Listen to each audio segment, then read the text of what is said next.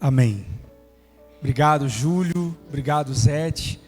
A gente descobriu recentemente que a gente é parente, agora só vai ver, a linhagem é a mesma, descobrimos isso agora, recente. E lá em Cristianópolis as nossas famílias têm as mesmas raízes, sobrenomes diferentes, mas checamos isso e temos um parentesco, né? Somos parentes. Fizemos isso agora recentemente. Eu tenho uma honra de estar aqui hoje com vocês. Essa é uma igreja de amigos, né? É uma casa de amigos. Eu e Rúbia temos muito carinho por vocês, por Júlio, por Zete, os irmãos que estiveram conosco na transição do nosso antigo ministério que estão aqui, o Osmar, Divina, né? Como o pastor Júlio falou, o Douglas e a Maria, o Micael.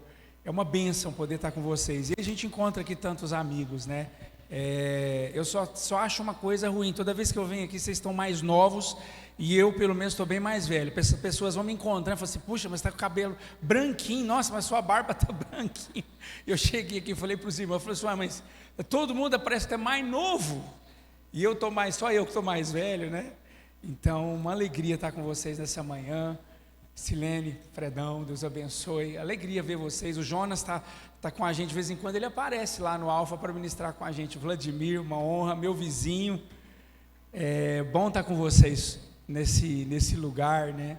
É uma honra. Essa é uma casa de honra, uma casa que a gente ama muito, uma casa que ajuda a fundamentar o Ministério Sal da Terra, tá? E a gente tem visto isso acontecer ao longo do tempo. Essa casa ajuda a gente a ter consciência de igreja, porque o Ministério Sal da Terra é um ministério muito orgânico, então cada comunidade tem uma representatividade na nossa construção do que é ser igreja, e essa igreja que ela transmite muito o conceito de paternidade, maternidade, de organização, de mesa. Estou falando para você que é um testemunho, tá? De como nós vemos o sal da terra ou da glória. Então nós temos a alegria de poder estar com vocês hoje aqui. Para nós é uma honra. Quando o Júlio perguntou se eu poderia vir aqui um momento compartilhar, prontamente eu me fiz, não me fiz de rogado e aceitei o convite, né? Então uma alegria estar com vocês nessa manhã, um prazer, viu, gente? Saudade que eu estava de estar com vocês. Eu e Rúbia temos essa alegria, né? Todo mundo já conhece a Rúbia, né? Pelo menos os mais antigos, né? Já conhecem ela, por isso que eu não apresentei. Ela falou que não era para apresentar ela, não. Todo mundo já conhece ela, quase todo mundo, né? Nessa manhã eu gostaria de compartilhar com você um tema que tem perseguido a nossa casa. Então isso aqui, na verdade, não é muito uma preleção, é mais um testemunho daquilo que Deus tem feito na nossa casa, na nossa vida. Lá no MOL, a nossa responsabilidade tem sido pequenos grupos. Como é uma igreja muito orgânica, a gente entende que esse é um dos papéis da igreja. E aí eu quero compartilhar com você nessa manhã com o tema fundamentando a nossa vocação. A gente está encerrando o ano, eu e Rúbia talvez venhamos passar com vocês aqui, a gente vai tentar organizar a virada, talvez a gente venha para passar com vocês. E esse é um momento de reflexão na sua casa, na minha casa. Está findando o ano, dezembro chegou, o que você fez do seu ano, da sua casa, da sua família, da sua vocação, dos seus negócios, das suas relações. E eu gostaria de alertar vocês com esse tema, fundamentando a nossa vocação. A vocação de todo cristão passa pelo ID. Porque o ID é o dever da igreja. Muitas igrejas podem escolher frentes de trabalho, de atuação diferentes. Você pode ter 50 frentes de trabalho dentro de Goiânia, por exemplo. Mas há uma missão que é nossa, que está em Mateus 28:19, quando Jesus diz: portanto, ide e fazei discípulos de todas as nações, batizando-os em nome do Pai, e do Filho e do Espírito Santo. Essa é a nossa vocação. A vocação da igreja é ser enviada para fazer discípulos de todas as nações e batizar esses discípulos em nome do Pai e do Filho e do Espírito Santo. Essa é a vocação universal da igreja. Mas a gente precisa fundamentar isso, a gente precisa organizar isso no nosso coração, na nossa mente. O nosso conceito teológico tem que se aprofundar para a gente entender o que Deus de fato espera da gente. Então eu gostaria de fundamentar com vocês sobre esse tema, e você vai ver o quanto ele é importante na nossa vida. As 3 realidades da grande comissão que passam pela minha e pela sua vida, pela nossa vocação, é autoridade, fazer discípulos e batizá-los em nome do Pai e do Filho e do Espírito Santo. Agora se fala muito sobre esse versículo, o versículo 19 de Mateus capítulo 28, quando Jesus diz, portanto, ide e fazei. É uma ordem de Jesus. Isso aqui não é uma escolha. Todo cristão precisa se submeter à grande vocação. Não há escolha. Independente do seu dom vocacional, do seu dom ministerial, ir e fazer discípulos e batizá-los em nome do Pai, do Filho e do Espírito Santo, isso é uma vocação nossa.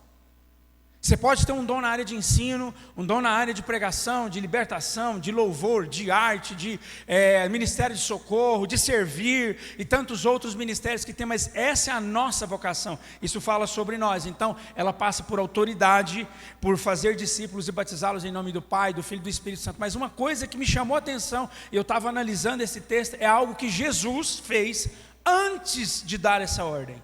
Se você puder abrir aí a sua Bíblia, o versículo 18 diz, qual fala de Jesus precede? Eu estou fundamentando, tá? Para a gente compreender aonde é que esse texto da grande comissão vai nos levar, e fala de mim e fala de você. O que precede esse mandamento de Jesus quando Ele nos envia? O versículo 18, Mateus 28, 18, Jesus diz assim, toda autoridade me foi dada no céu e na terra. Depois que Ele comissiona, primeiro Ele fala assim, toda autoridade me foi dada no céu e na terra, depois Ele envia. A parte básica da nossa vocação, da minha e sua vocação, é autoridade.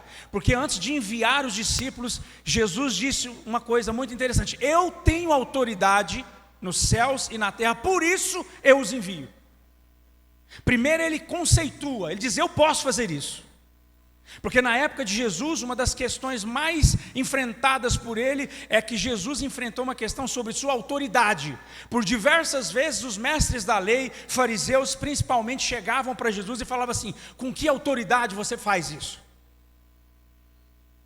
Quando Jesus fica angustiado, revoltado com o comércio que era feito no templo, e ele pega um chicote e ele começa a dar chicotadas, a expulsar os cambistas do templo, a primeira coisa que os fariseus, depois de verem aquela cena, questionam Jesus e falam para ele assim, com que autoridade você faz isso? Quem te autorizou a fazer isso? Então agora, quando Jesus estava fundamentando a minha e a sua vocação, o nosso envio, Ele, antes de enviar, Ele falou assim, eu tenho autoridade para fazer o que eu vou fazer agora.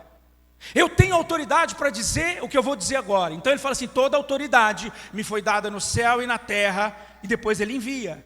Portanto, ide e fazei discípulos de todas as nações, batizando-os em nome do Pai, do Filho e do Espírito Santo. E por que eu estou falando sobre isso? Porque agora vem a parte do conceito, de conceituar o enviar de Jesus. A igreja, nós estamos passando por um desvio de finalidade.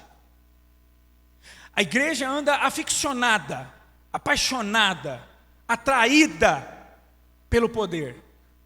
Mas não é o poder que fundamenta a nossa vocação. O poder vem depois da autoridade. Jesus diz que a autoridade foi dada e por causa da autoridade é que Ele envia. O grande problema é que nós temos tido uma vida esvaziada, uma vida que às vezes carrega um nome, mas que não representa aquilo que diz que é porque nós temos sido aficionados pelo poder e temos nos esquecido da autoridade. O poder fala de validação, a autoridade fala de natureza. O evangelho é uma questão de natureza, e eu vou te provar isso. Vamos para a vida de Jesus, uma coisa interessante. A vida de Jesus de maneira resumida, ela é simples. Nós conhecemos a vida de Jesus quando Ele nasce, a Bíblia diz que Ele nasce em Belém da Judéia, aí nós conhecemos a estrela que guia os reis magos, e aí Jesus nasce numa manjedoura, e os magos levam presente para Ele, e depois Jesus tem que fugir com a família dele para o Egito, porque Herodes queria matar todas as crianças, acaba, some, não se fala mais nada de Jesus. Depois Jesus aparece aos 12 anos de idade no templo. Jesus não estava perdido, Jesus se encontrou no templo. Tem gente que fala assim, Jesus se perdeu. Não, Jesus estava encontrado, porque Ele estava na casa do pai dele. Tanto que quando os pais dele falaram assim, por que você fez isso com a gente? Ele fala, vocês não sabiam, não está escrito? Eu estou aqui cuidando dos negócios do meu pai. Aos 12 anos, depois some de novo. E você não vê mais falar, Jesus com 14, 15, 17. Qual o texto que tem falando que Jesus com 18, 19, 20 anos? Cadê os textos? Não fala. Mas aos 30, Jesus aparece de novo. E aí a Bíblia diz que Jesus aparece no Rio Jordão. E João Batista já o conhecia, já sabia tudo sobre ele. Porque João Batista era a voz do que clama no deserto. João Batista era o preceptor. João Batista era o que precedia. É o que preparou o caminho para Jesus. E aí Jesus chega no Jordão para ser batizado por João. João nem queria batizar Jesus, mas ele aceitou. Jesus falou assim: aceita para que se cumpra o que está escrito. E aí Jesus se submete a João e é batizado. Eu estou falando uma sequência para você entender sobre a autoridade. Mateus 3, versículos 16 e 17 diz assim: depois do batismo, enquanto Jesus saía da água, o céu se abriu e ele viu o Espírito de Deus descer como uma pomba e pousar sobre ele. Agora pasme, isso aqui é o início, tá? É quando Jesus aos 30 se apresenta para ser quem ele é e fazer o que ele deveria fazer e fez. E uma voz do céu disse: este é o meu filho amado, que me dá grande alegria, ou em quem me comprazo. Por que o pai falou isso?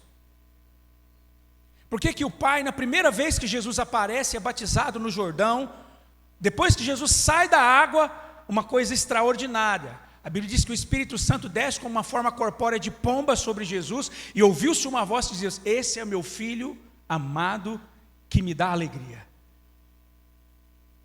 Por uma questão de autoridade. Os céus abriram e o pai disse: esse é meu filho.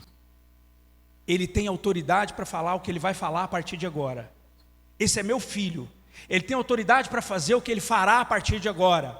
Esse é meu filho. Ele tem autoridade para ensinar o que ele vai ensinar a partir de agora. Então a primeira coisa, aos 30 anos, que acontece com Jesus, antes de Jesus aparecer como o grande mestre, antes de Jesus se apresentar como Messias, o Filho de Deus, Yeshua, o nosso Senhor e Salvador, o céu se abriu e ele teve uma validação legal do seu pai, dizendo: esse é meu filho. Não disse que esse era o meu mestre, não disse que esse era o Messias, não disse que esse era o Emanuel. O céu se abriu e o pai disse para Jesus: esse é meu filho. Porque a autoridade é uma questão de natureza. A partir dali, quando Jesus sai do Jordão, Jesus poderia fazer qualquer coisa representando o céu, porque o seu pai, o Pai Celestial, tinha autorizado ele na frente de todo mundo, dizendo: esse é meu filho. O reino de Deus é implantado com base na autoridade, não no poder. Jesus começou seu ministério com um pai dizendo: esse é meu filho. A partir de agora, prestem atenção nele. Esse é meu filho. Ouçam o que ele diz, façam o que ele faz. Prestem atenção, sigam seus passos, porque ele é meu filho. Nós não podemos ter uma confusão de que vamos implantar o reino de Deus baseado no poder, mas na autoridade. A autoridade é natureza, é origem, é de onde vem. Então quando o céu se abre, o pai estava dizendo: eu abro os céus, ouçam o que eu digo, eu sou o Senhor. Eu estou dizendo: esse é o meu filho, ele tem autoridade para fazer o que ele vai fazer. A sua vocação está autorizada não porque você é grande, pequeno, baixinho igual eu, preto, branco, gordo, magro, porque você é brasileiro, porque você é japonês, porque você é australiano, ou porque você é uma mistura de tudo. A sua autoridade para fazer o que você faz está na sua natureza. E você está autorizado pelo céu para representá-lo aqui na terra. Você deve fazer isso. Porque assim como o Pai autorizou Jesus, Jesus nos autoriza. Ele diz: ide, faça discípulos, batize-os em nome do Pai, do Filho e do Espírito Santo. Nós somos enviados por Jesus, assim como Jesus foi enviado pelo Pai.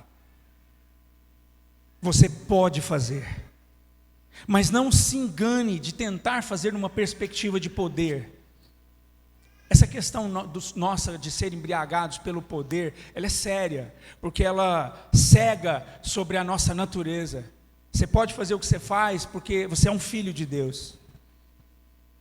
Sendo um filho de Deus, você está autorizado a fazer, e você deve fazer.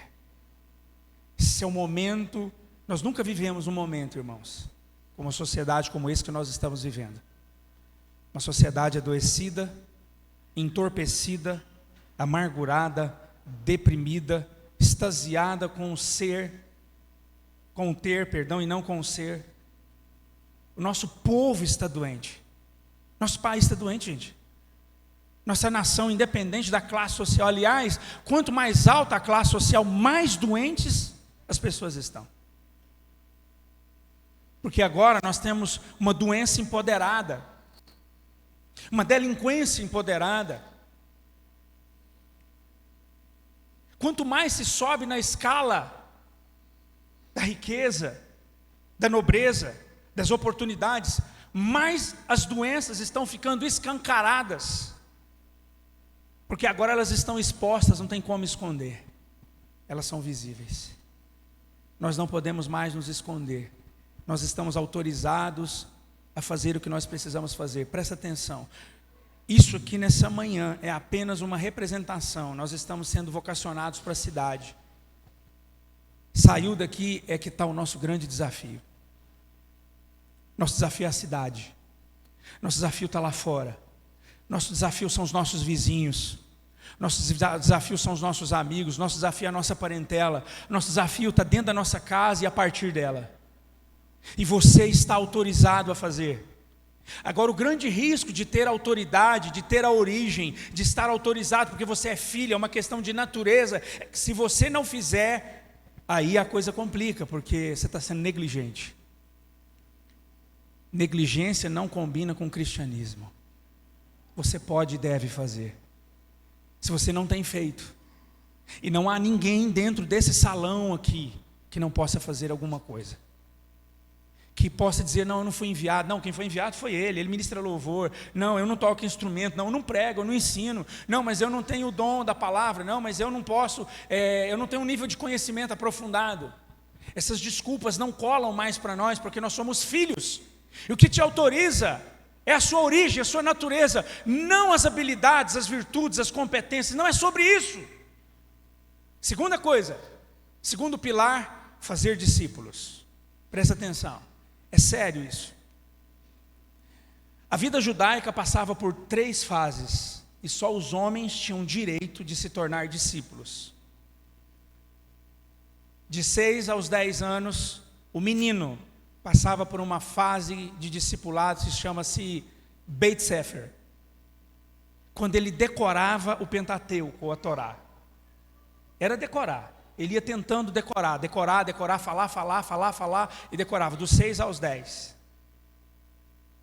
Dos 10 aos 14, ele passava por uma segunda fase de discipulado, que chamava-se Beit Midrash, que era quando, além de gravar, agora ele tinha condição de começar a discutir, a argumentar. Você vê como Jesus era adiantado. Aos 12, Jesus já estava dentro do templo discutindo com os mestres. Isso era para uma fase mais adiantada. E diz que os mestres se admiravam da sua sabedoria. Estou contextualizando para você entender o que era discipulado na religião judaica. E a partir dos 15 anos, a fase era outra. Chamava-se Beit Talmid, que era quando o menino, os melhores, eram escolhidos, separados num grupo, e ele poderia escolher um mestre, e o mestre poderia aceitar ou não. Mas só os melhores dos melhores dos melhores é que eram aceitos, para ser discípulos dos mestres ou dos rabis e se tornarem futuros rabinos. Aí o resto ia ser pescador, ia ser carpinteiro, mexer com assentar pedra, construir casa, fazer as coisas, ser pastor de ovelha, enfim. E só uma elite cultural, intelectual, é que era escolhida para ser futuros rabinos. Jesus inverte tudo isso. Jesus é que escolhe os seus discípulos. E os discípulos de Jesus, todos eles já haviam sido renegados como discípulos dos rabis, porque eles não eram mais jovens. Qual idade que um homem poderia publicamente passar a ensinar? 30 anos. Números capítulo 4, diz que os levitas dos 30 aos 50 anos estavam aptos a servir. E embora Jesus não fosse da tribo de Levi, ele era o sumo sacerdote, o sacerdócio perfeito, e ele cumpre a lei e começa aos 30, para que não houvesse nenhum questionamento. Qual a idade dos discípulos de Jesus? Essa faixa. Então, se eles foram rejeitados por volta dos 15, todos eles já eram renegados, era ralé. E aí Jesus estabelece um novo modelo de discipulado, que é sobre isso que eu quero falar com vocês. É a vida da igreja. Essa é a nossa vocação. Enquanto o discipulado judaico era baseado na academia, aprender, ser letrado, ser culto, a Bíblia diz, no livro de Atos, que quando Pedro e João foram presos, eles ficaram admirados com os dois, sabendo que eram homens iletrados, a profunda sabedoria deles ao responder as perguntas. A sabedoria que vem do céu, a sabedoria que vem da relação, que vem da mesa. Como é que Jesus discipulava? Nas relações, andando pelo caminho, entrando de casa em casa, conversando com as pessoas. Pra você ter uma ideia, a Bíblia fala cerca de 28 vezes que Jesus estava na casa de alguém, e cerca de 14 vezes, exatamente a metade, que Jesus estava no templo. E quando ele estava no templo, ele estava arrumando confusão com os fariseus ou ensinando o reino de Deus. E o que Jesus fazia na casa? Comia junto, conversava, fazia amizade, curava, ensinava, abraçava, ouvia, inspirava, liderava, porque esse é o modelo da igreja. Eu quero incentivar você hoje que veio nessa manhã aqui sobre sua vocação. Põe a mesa. Põe a mesa. Tome um café. Tire um tempo. Porque o modelo discipulado de Jesus, Jesus ia fazendo no caminho. Jesus entrava na casa e ensinava. Jesus entrava na casa e curava. Jesus entrava na casa e quebrava um paradigma. Jesus entrava na casa e inspirava as pessoas a fazerem algo diferente. Jesus entra de maneira triunfal. Primeiro milagre, sendo convidado para um casamento. Alguns de nós iam reprovar Jesus. Certeza. Fala, como assim? O Filho de Deus. Nós esperamos milhares de anos pelo Messias. Aí ele vem. E o primeiro milagre dele é transformar água em vinho num casamento. Não tinha uma coisa melhor, não? Não dava para curar um cego, um coxo, um surdo? Não dava para ressuscitar um morto? Não. Jesus chega e vai para um casamento. O Filho de Deus, o Messias, Yeshua HaMashiach encarnado, Deus em pessoa na nossa frente, vai para um casamento. Primeiro milagre dele na história, transformar a água em vinho num casamento. Alguns de nós falam assim, puxa, mas que coisa deselegante, que futilidade. Podia ter feito uma coisa mais interessante. Pois é, esse é o Filho de Deus, o discipulado materializado nas relações. Irmãos, como é que está a sua caminhada? Você tem andado com quem? Você está pegando na mão de quem? Você fala na vida de quem? Você ouve quem? Senta com quem? Partilha o pão com quem? Vive com quem? O discipulado de Jesus é o modelo da igreja. Tanto que a igreja se reunia que jeito, irmãos? Como é que era a igreja primitiva? E partiam o pão de casa em casa, com alegria e singeleza de coração. Não havia neles o senso de pertencimento de coisa alguma. Antes, vendendo as suas propriedades, eles partilhavam de maneira que não havia necessitado entre eles. Isso é ser igreja. É relação. É partir o pão. É dividir as oportunidades, é olhar um para o outro. Pasme, nunca vivemos um tempo em que líderes cristãos evangélicos estão adoecidos com depressão, síndrome do pânico. Gente dentro da igreja, pergunta o Rony praticamente atende só evangélico, meu irmão. O consultório do Rony é movido, deve ter lá uns 80% de crente, de evangélico. Síndrome do pânico, depressão, problema familiar, problema relacional, gente que é cristão da vida inteira. Irmãos, o que está acontecendo com a gente? A gente decidiu viver para nós. A gente decidiu, se esqueceu que o discipulado de Jesus é tocar, é gente, é estar junto, é mesa, é caminhar, é viver junto, é compartilhar a vida, é compartilhar as dores. Quem conhece suas dores? Deixa eu te fazer uma pergunta nessa manhã. Quem conhece suas dores? Os problemas graves que você tem passado na sua vida, na sua casa. Alguém pode tocar, falar no seu casamento. Você tem um irmão que quando você pisa na bola dentro da sua casa, levanta a mão e fala assim, você cometeu um pênalti lá, irmão, cuidado. Quem fala quando você falha na educação com seus filhos? Quem fala com você quando você seja autônomo ou empresário? comete um erro, uma injustiça, uma coisa desequilibrada lá na sua empresa, quem fala na sua vida? Você está andando sozinho? As nossas doenças vêm daí, porque o modelo de discipulado de Jesus é relacional. Jesus entrava no meio da briga dos discípulos, e Jesus, conhecendo-lhes os corações, percebeu que discutiam entre si quem seria o maior no reino dos céus. Manda trazer uma criança e fala: vocês estão vendo? Na frente de todo mundo. Algo que era vivido numa relação. Primeira coisa, autoridade. Segunda coisa, discipulado. Numa relação. Se você está vivendo isolado, você não sabe o que você está perdendo. Nós não fomos chamados por Deus, presta atenção. Isso aqui é só uma parte pequenininha do que nós somos. Igreja é uma coisa muito mais poderosa que isso. Ela acontece todo dia, de segunda a domingo lá fora. A igreja é um organismo vivo, relacional, onde gente permite ouvir, tem autoridade para falar, se permite ser tocado, tem autoridade para tocar, é confrontado e confronta. Isso é ser igreja, é curado e cura, compartilha, vida na mesa, isso é cura. Eu estou aqui fundamentando o que é ser igreja. A terceira coisa, que é ultra importante, muito importante, batizando-os em nome do Pai, e do Filho, e do Espírito Santo. Eu penso, Júlio, que a gente entendeu só uma parte do que é o batismo. Quer que eu te provo? O que é o batismo? O que é o batismo? A maioria dos cristãos vai dizer um selo público de fé. Amém, está certo, é isso mesmo.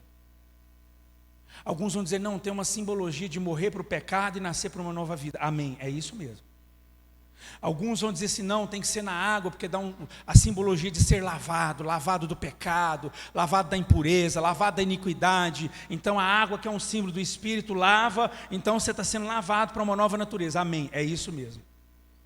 Só que isso é apenas uma simbologia de um sacramento, porque o batismo é um mandamento, é um sacramento, um dos sacramentos da igreja. Mas a gente se esqueceu do mais importante.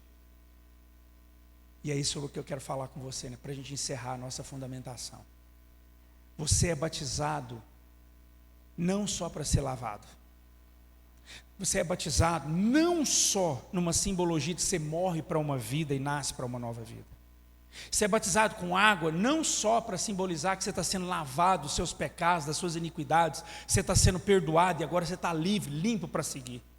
Isso é bênção, é de Deus, mas é muito maior do que isso. Eu quero lembrar você que o batismo é uma questão de natureza. Porque não é só enfiar a gente dentro da água, de um tanque. É te dar um nome. Batizar alguém é dar a ele um nome. Vou repetir, batizar alguém é dar a ele um nome. Um nome triplo, o nome da Trindade. E foi Jesus quem disse. Mateus 28:19. Batizando-os em nome do Pai, em nome do Filho e em nome do Espírito Santo. Quando você é batizado, você recebe o nome, é uma questão de origem, de identidade. Por exemplo, meu filho também chama Raul, e aí, claro, ele teve que ter o mesmo nome que eu, quase uma Bíblia, Raul da Silva Pires Correia, filho. Ele é Correia, ele é batizado como Correia, sobrenome é batismo, sabia? Quem tem sobrenome Pereira, é batizado com o nome Pereira. O seu sobrenome é para dizer a quem você pertence. Eu pertenço aos Pereiras, eu pertenço aos Silvas, eu pertenço aos Gonçalves, eu pertenço aos Cruvinéis, como a Rúbia. Quando eu falo Rúbia Cruvinel, ela pertence ao clã Cruvinel, é de onde ela veio, a origem dela é essa, ela carrega um nome. Então quem pega a identidade da Rúbia, quem pega a CNH dela vai entender o seguinte, o clã dela é Cruvinel. Ela veio deles, ela carrega esse nome, ela carrega essa origem, ela pertence a esse clã, ela veio dessa família. Agora preste atenção, você é batizado em 3 nomes. O batismo é um selo de pertencimento. É a partir daquele momento, digo, você carrega uma identidade do Pai, do Filho e do Espírito Santo. Agora não é só sobre um nome, é sobre o que esses nomes representam. Cada um dos nomes da Trindade representa uma coisa e você foi batizado nelas. O que o Pai representa? O que o Pai representa? Na bênção apostólica, a gente sabe disso. O que a gente fala na bênção apostólica?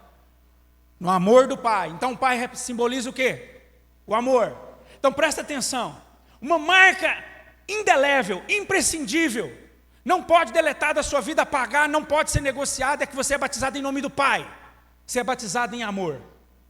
Se você não tem amado nesses dias, você está negando a identidade com a qual você foi batizado. Se você é cristão, seja novo ou antigo, você não tem amado, você está renegando o nome do Pai. Porque o nome do Pai é amor. Não combina a gente ser cristão e não amar. Porque o primeiro nome que você carrega é o nome do Pai. E o Pai é o amor. O mundo está precisando que a gente revele a Ele esse batismo. Isso é sobre nossa vocação. Nós somos chamados em nome do Pai, em nome do amor. A gente está amando que jeito? Irmãos, amor não é só um nome. Amor é uma essência, é um estilo de vida manifesta ao mundo. Quer que eu te prove? João 3,16. Porque Deus amou o mundo. Que Ele fez o quê? Ele falou assim, eu te amo. É isso que está escrito em João 3,16, não é, irmãos? Porque Deus amou o mundo de tal maneira que Ele disse, eu te amo. Não. João 3,16 diz, porque Deus amou o mundo de tal maneira que Ele deu o seu único Filho, para que todo aquele que nele crê não pereça, mas tenha vida eterna. O amor é um verbo, é uma ação. Será que o mundo tem conhecido o nosso amor? Será que o mundo é capaz de conhecer esse amor que deveria estar em nós, que deveria nos representar, que deveria ser a grande marca nas nossas vidas? Ou será que a gente carrega só um nome religioso e ele não tem expressão alguma? Quando a gente vai abrir um PG, eu sento na mesa com todo mundo e falo assim, aqui todos são bem-vindos, todos são iguais. É uma mesa, é um lugar de família. E aí as pessoas vêm dependendo da religião, da nomenclatura. E dentro de 2, 3, 4, 5 semanas, há uma linguagem que elas começam a ter. Elas vão sendo batizadas nesse amor. A igreja precisa batizar o mundo com esse amor. Nós precisamos batizar o mundo com esse amor. Segunda coisa, ser batizado em nome do Filho.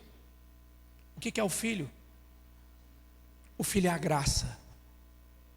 Você foi batizado em nome da graça de Deus. O favor imerecido. Você que não era, agora você é. Você que não merecia, agora você está aqui. Você já imaginou? Eu penso, hoje agora de manhã, na hora do louvor eu estava pensando isso. Na hora do louvor eu estava pensando, falei, Deus, eu não mereço. Eu não mereço. Mas pela graça, aqueles que não merecem, agora tem um lugar. O que nós temos feito com o Evangelho? A gente põe uma graça seletiva. O que é a graça seletiva? Ela é graça para mim, ela é desgraça para os outros. Tem que ser boa para mim, mas para os outros ela pode ser ruim. Tem que ser perdoadora para mim, mas para os outros depende. Tem que aceitar a minha vida quando eu erro, mas para os outros depende. É uma graça seletiva, mas a graça é um favor irrestrito que nenhum de nós merece. A graça é a diferença marcante do cristianismo para qualquer outra religião no mundo. Se você for em qualquer religião do mundo, qualquer uma, eu te desafio. O critério é o pecador paga. Ele vai pagar. Mas o cristianismo diz, o pecador pode ser perdoado. Sua culpa pode não ser imputada a ele porque ele experimentou a graça. A graça é o favor que traz todos à mesa. A graça é o motivo pelo qual nós estamos aqui reunidos, grandes e pequenos, simples e cultos, famílias ajustadas e famílias desajustadas, gente que veio de uma família redondinha, arrumadinha, gente que veio de uma família muito conturbada, gente que acha que cometeu pecadinhos e gente que tem certeza que cometeu pecadões. É a graça que nos reúne nesse lugar. A graça faz as pessoas não terem medo de chegar à mesa. A graça faz as pessoas falam assim: eu posso também.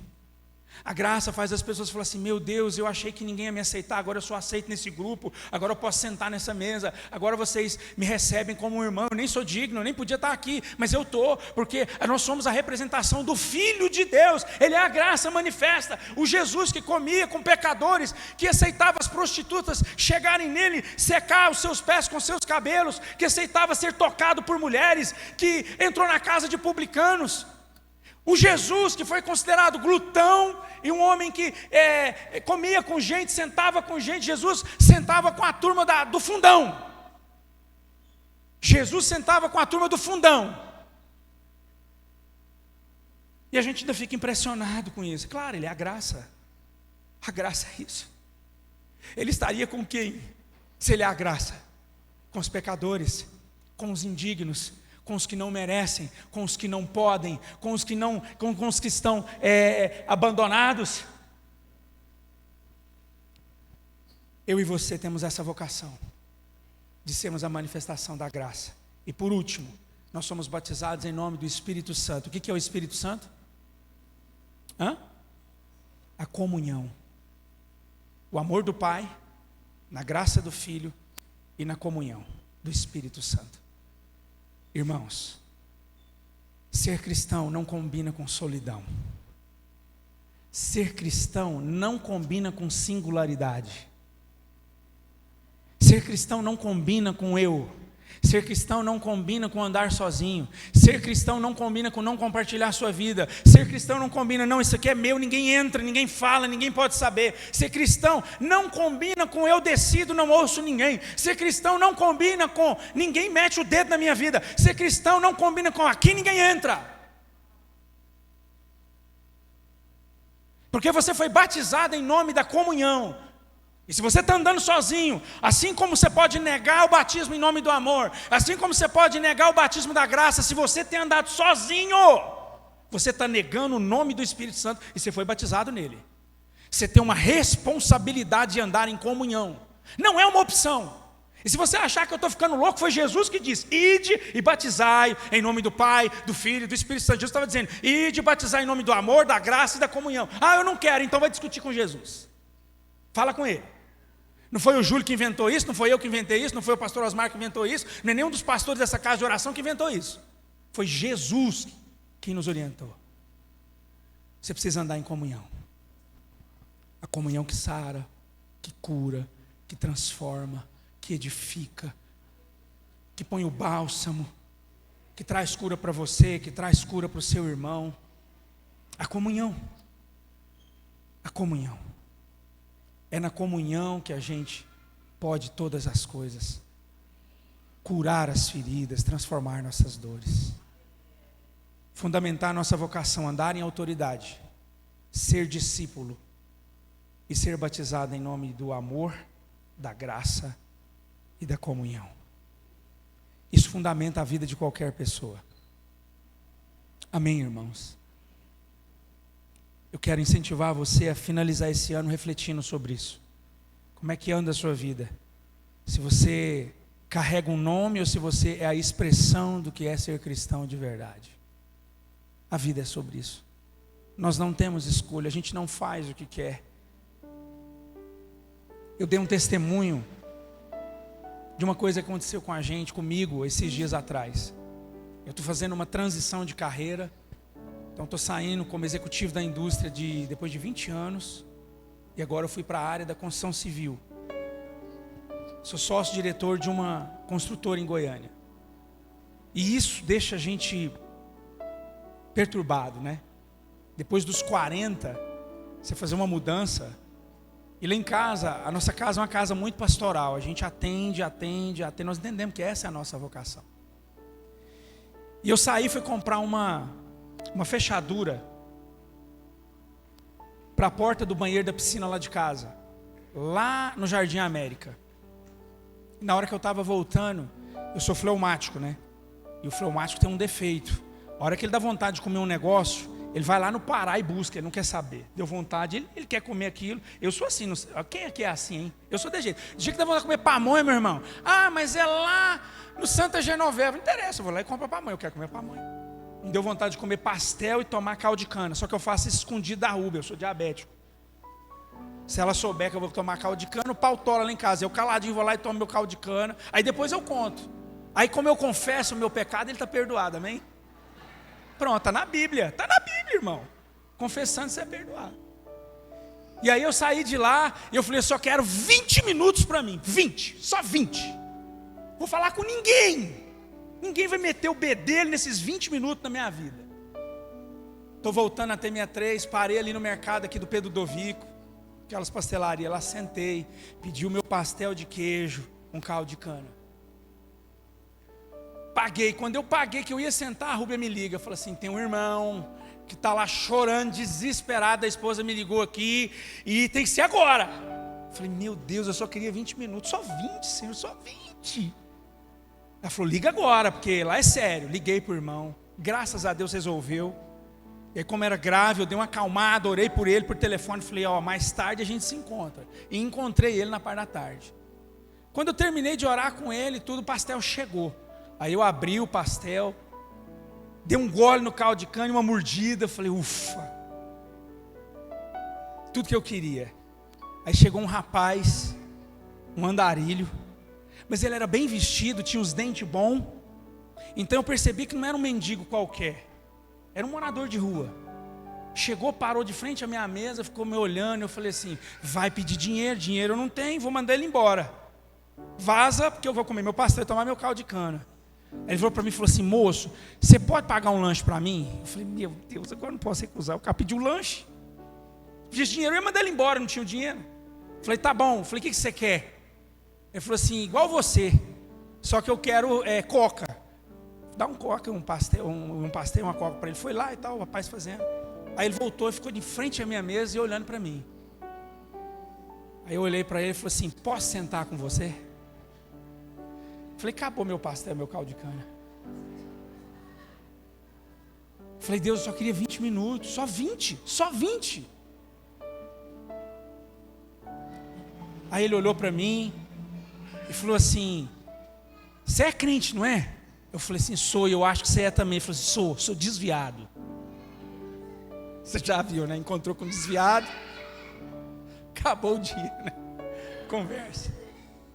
Esse rapaz chamava Guilherme, tinha uma história impressionante, e por caminhos e decisões erradas que ele tomou, conhece Jesus, perdeu a família, perdeu tudo, morando na rua. Tivemos ali uns 20 minutos de conversa. O lanche dele chegou, nós lanchamos juntos. Um papo de 2 irmãos sentados na mesa, conversando. Ele agradeceu, eu agradeci. Ele falou mal de umas 3 igrejas que eu tinha passado, indiquei mais umas 2 para ele. Falei, essa e essa você não foi, então vai para essa. Mas não fica fora da igreja não. Quando eu entrei no meu carro, o Espírito Santo falou no meu coração, é disso que você precisava. Você precisava fazer o que eu quero que você faça, não o que você quer fazer da sua vida. Serve para você. Você está precisando, não é de descanso, não é férias. Deixa eu te falar uma coisa, não é férias que vai trazer descanso para a sua alma. O que vai trazer descanso para a sua alma é fazer o que Deus quer que você faça. Porque senão você pode estar num resort 5 estrelas 30 dias, você vai sair de lá cansado. Porque não é sobre ter um tempo sem fazer nada, é sobre entrar no descanso de Deus, com uma vida fundamentada em autoridade, em discipulado, andar com Jesus, viver uma vida baseada no amor, na graça e na comunhão.